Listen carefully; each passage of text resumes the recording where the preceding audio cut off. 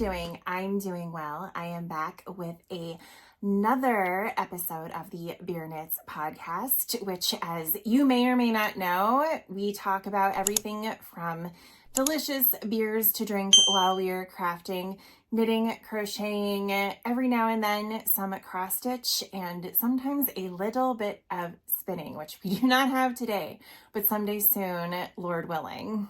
If you've been watching the past few episodes, I haven't been drinking beer just because we were coming off of the holiday season where a lot of beer and or cocktails was had. So I needed a minute. Plus I also got pretty sick at the end of January and my mama didn't raise no fool. And I didn't think I should tempt fate by drinking beer on the last episode. However, we are back today with a relatively local beer to me. This is the Bindle Pills from Carbon Copy, based out of Philadelphia. I'm actually not sure where they are brewing anymore, but they used to be in a location in Passyunk, which is now Human Robot's Suds location. So Human Robot is, I don't want to say a local chain, but they're kind of a local chain. They have, I think, 4 locations now, and they took over the Carbon Copy location. So I'm not sure where they're brewing, but they have really good beer. So we have a local distributor near us that's carrying them. And so last weekend we picked some up and I am really excited to have some. As you know, I'm getting more and more into Pilsners lately. They are just really great flavors for, I don't know, sitting down and watching a football game. Happy Super Bowl Sunday. So that is what we will be having during this podcast. And I have to tell you that it is delicious. It is your standard Pilsner, but it's not going to be something that you get from one of the major distributors like Anheuser-Busch, for example. This has really, really, really good flavor. It's good to sit down with. You're not going to get, super buzzed off of it. So it's nice and light. And you can enjoy this while eating your Super Bowl snacks for sure. Before we get into my actual knitting projects, there aren't a ton this week. Before we get into those projects, I did want to talk about the shirt I'm wearing today, which is Yarn is My Love Language. This is a Valentine's Day themed shirt from Southern Skeins. If you're not aware, Jenna from Southern Skeins has started a t-shirt subscription, and all of the shirts every month are knitting, crocheting, yarn themed, what have you. So I couldn't resist this when I saw it. So I will be wearing that on today's podcast. If you're interested in checking out the March t-shirts or just the general t-shirt subscription, make sure to use the affiliate link in my description below and get more information that way. You will also get some money off your first purchase. Full disclosure, I do get a kickback for that, but I would never lead you wrong. As you can see, these shirts are really, really cute. I am loving it. And, you can't go wrong with yarn related shirts. All right, diving into what I've been able to work on since the last time we spoke. I don't have any finishes this time, which is kind of disappointing. However, that is because I do actually have a finish, but it is a surprise. If you want to check out what that project was, then make sure to check out my review that's coming up on the Bakery Bears Patreon. Every month I go over there and I review some yarn that I have tried out that month. It's usually a new to me yarn or a different theme of yarns that I have already used before. So maybe there's like an Advent theme, or off the top of my head, I'm thinking, for example, Fangirl Fibers just came out with a Disney villains theme. So stuff like that is what I review. And so I just worked on a surprise project for an upcoming Valinvent themed yarn review episode. So keep your eye out for that. I will leave a link to their Patreon in the comments so you can see what I worked on. Maybe I'll reveal it in a future podcast, probably not. I will post it on Instagram, so if you're not following there, make sure that you are, and you can see what I actually finished in these past 2 weeks very shortly. That said, I do have 3 works in progress to share with you, one of which is my Go Dynamo shawl. So my knitting group, we were all kind of on the fence about participating in Steve and West's last Mystery Knit Along. Last year's shawl was really gorgeous. the year before, I think it was the year before's, might have ruined me, and I think it actually ruined a lot of people. There was so much knitting for something that looked like a Star Trek spaceship. It looked really cool, but the shape is very odd, so I don't know how I feel about it, and I just got sick of knitting it, put it away, haven't looked at it again. So my knitting group decided after we saw the 2024 shawl that we all wanted to knit it. Like, it looked amazing. So we are doing a quarter-long knit-along of the Go Dynamo shawl. And so, of course, I'm participating. And this is where I am so far. Last time we spoke, I had finished knitting all of these semicircles, which, believe it or not, are actually pretty easy and mindless. So I had started knitting all of the semicircles, and I think I had started attaching them. So now they are all attached. You attach them by knitting these triangles in between. And then you also attach, or knit on, I should say, triangles on the side. So I got all of the triangles attached, and I have picked up for the row of bubbles. I believe after you get all of the triangles attached, you have something like 355 stitches on your needle. So I went ahead and picked up those stitches, and now we are at a point where I'm just knitting across. My understanding of the construction of this is now we'll be knitting across for the most part for the rest of the bottom of the shawl, and then once we're done with that, we actually pick up on the top and knit some more. Long story short, I've got a long way to go before I'm anywhere near done with this thing. I am only knitting on this on the weekends because work is so crazy. I'm back to my 12-hour work days, if not longer. And at the end of the day, I just need a mindless project, which I will show you in a few minutes. But this one requires concentration, so I've only been doing it on the weekends between my chores or events that I have to go to, things like that. So based on that, I am happy with the progress that I've made. It's actually quite long, which I didn't realize until I started knitting on it lengthwise. I was worried it was going to be too stocky. And then tonight, my knitting group is doing a virtual Super Bowl kind of craft along where we're all just going to watch the Super Bowl. We all have our own events going on for that. But during the Super Bowl, I'm going to do check-ins every quarter and during halftime to see how people's projects are coming along. So they can pick out any project to knit on during the Super Bowl and then just do some check-ins throughout the game, root for their favorite teams, etc., etc., etc. To me, I don't care about football really at all. And so I just use it as an excuse to eat snacks and craft. This is going to be my main focus during the Super Bowl tonight, and we'll see how far I get, how much concentration I have left after the weekend to focus on it. But of course, I do have backup projects, which are the other works in progress that I will be speaking about. I'm using Dragon Horde yarn Myth Fingering, and as you can see, it is simply beautiful. This color is wicked because of course it is.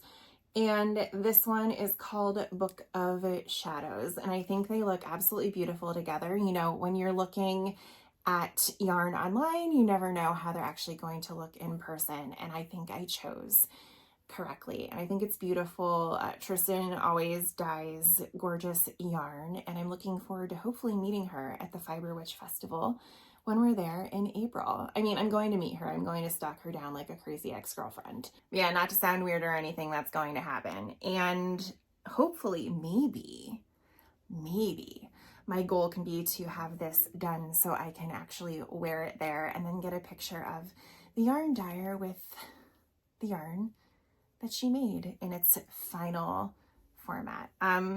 This section that I'm knitting on is the bubble section. It is awful. Relatively mindless. I was talking to a friend of mine about this, and she said it's kind of mindless but annoying. And now that I am a full bubble in, a full row of bubbles in, I can understand why. It is relatively mindless.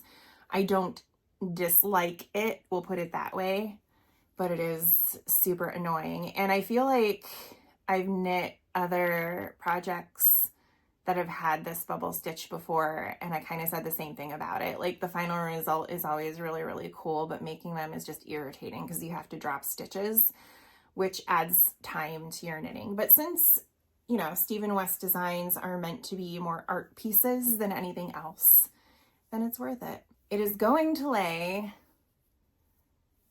like this, I believe. So again, you'll knit like the whole bottom, and then you come back, pick up stitches, then knit up to the top. So this is the way it'll actually look when it's done. I was worried the circles, like I said, it was going to be stocky and that the circles were going to be too small, but as I'm knitting on it and the weight's causing it to drape, I think we're going to be just fine. I do want to quickly mention that these needle toppers are from the latest Wool and Women subscription box that I tested out for January, or was it February? I can't remember now. I think it was January. And these are the little needle stoppers that came in the box, and they are so cute. So I'm using them on this project because it is necessary with how big this thing is going to get. There is a chance that I need to move this to needles with a longer cord. So we'll see. But loving this, loving these needle stoppers, and looking forward to knitting on this at the Super Bowl tonight. The next work in progress that I have been knitting on is my Quadrophenia by K.F. Jones in yarn that she dyed. The yarn is themed after the movie You've Got Mail. Each of the colorways are inspired after a quote or a specific scene. And so that's where we are today. And I believe the last time I spoke with you, I was somewhere in this vicinity. I think I was here because I remember talking about how much I liked this pink color. Or maybe I had just gotten into this goldy kind of tan. So I have since finished this triangle for the blanket. This is the project that I work on every morning before I kick off my work day. I get a cup of coffee into my system. I eat breakfast. I watch some YouTube podcasts, and I knit on this just to wake myself up a little bit. And now I am on the fourth triangle, which this is what that's looking like.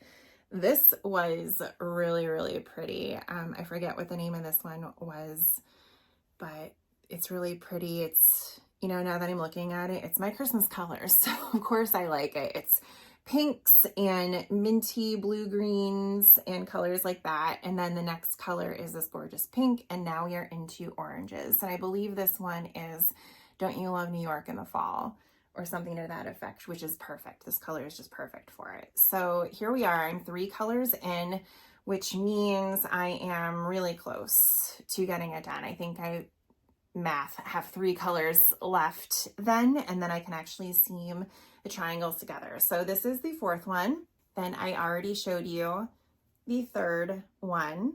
This is the 2nd one that I finished. Really, really pretty. This is still one of my favorite colorways. And in one of the latest episodes of Bakery Bears, she actually shows us how to dye this colorway. I believe this is the colorway that she shows us how to dye. So if you're interested in that, make sure to go check that out. I believe it's the most recent episode from a week or 2 ago. And then here is the first triangle that's filled with all these beautiful yellows, blues, and greens.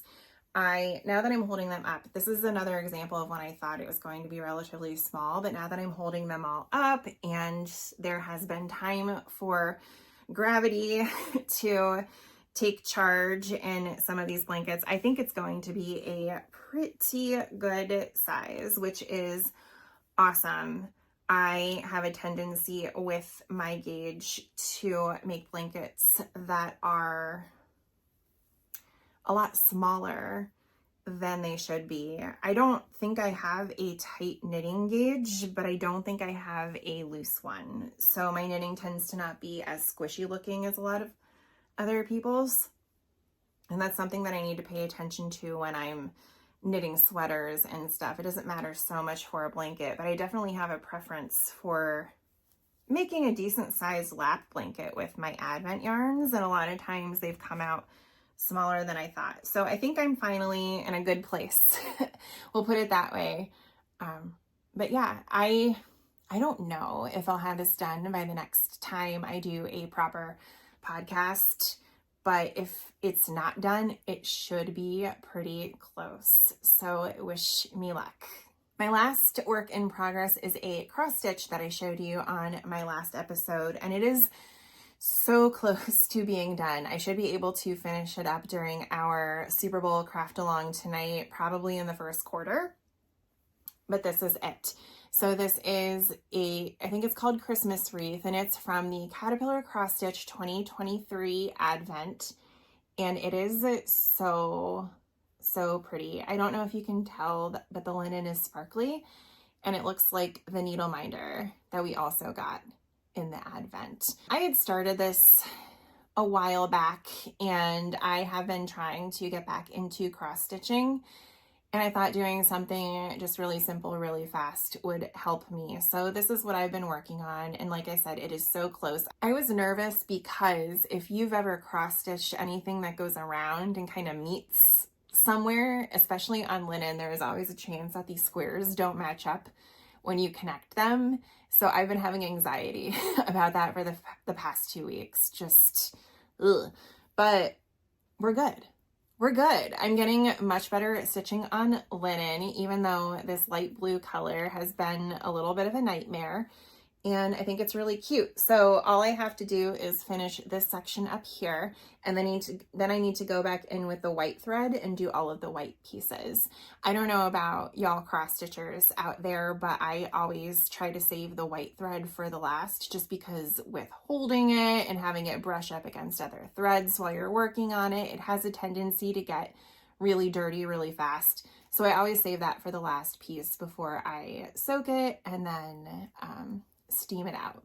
Overall, really happy with this. I've already pre-ordered the 2025 Caterpillar Cross Stitch Advent, so maybe what I should do is work on all of the patterns that have come in the previous Advents, because they're really cute. I just haven't worked on them. So maybe in 2025 I can focus on doing all the cross stitches that came in the previous Advent, so I can have a little Caterpillar Cross Stitch Advent collection. They all are in similar veins. They all have different themes. The 2025 theme is something like forest critters or something, and I'm super excited about it. All of that to say, I think I am officially back into cross stitching. I'm easing my way back into it by focusing on Caterpillar Cross Stitch, which, you know, their whole shtick is that they don't do back stitching and really detailed stuff. It's almost always just legit cross stitching, and so that's really relaxing to me. I figured that would be a great way to get back into it, and then, you know, as the year wears on, I can start doing my more difficult pieces again. In acquisitions, I also wanted to just briefly talk about the Pacific Knit Co. Doodle subscription that Jamie Lomax recently started. I'm not usually one to podcast about the things that I acquire every single time. It just gets really tedious, and I'm not sure people enjoy watching that either. And I found that it often leads to unnecessary criticism of the things that you're acquiring. So not a huge fan. However, I did think this one was interesting and a little bit different. So you can subscribe to Jamie Lomax's monthly doodle club, and every month she comes out with a different doodle theme, and you can do it digitally, but I subscribe to the physical version because then you get the little trading cards that you can keep, and I think it is just so much fun. So this month's theme was winter sports, and so we got all of these cards with sport themes, and I'm not going to show them to you because, you know, then you'll know what the patterns are. But there is like a winter mountain with trees, there's a snowboard, there's a skier, one of those bobsled thing. No, it's not a bobsled. The electric sleds that I can't think of the name of right now because it's been a long day. Ice skates and hockey sticks. So you get those in physical or digital form.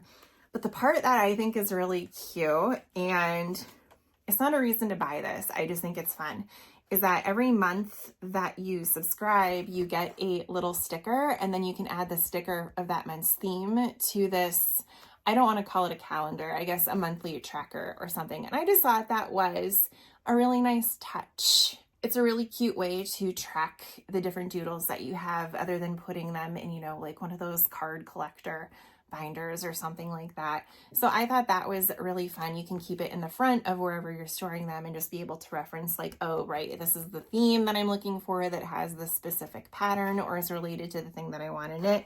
So I thought that was worth talking about in acquisitions just because I think it is really cute and it's a different type of knitting subscription that maybe you all would be interested in. It actually came up in a conversation I was having earlier today, so maybe it will help you too.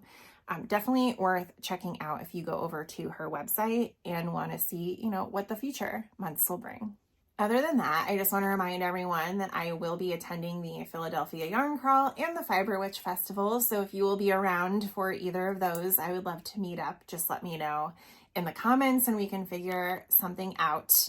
I am also still toying around with channel memberships. I have a Discord up and running, trying to test out what would be good for a smaller group of folks. I don't expect y'all to go like rushing to get a channel membership. So we'll see what works and maybe test it out from there in the coming month, maybe in March when things kind of slow down. Hopefully our old house is on the market by then and I don't have to worry about packing and hauling boxes back and forth.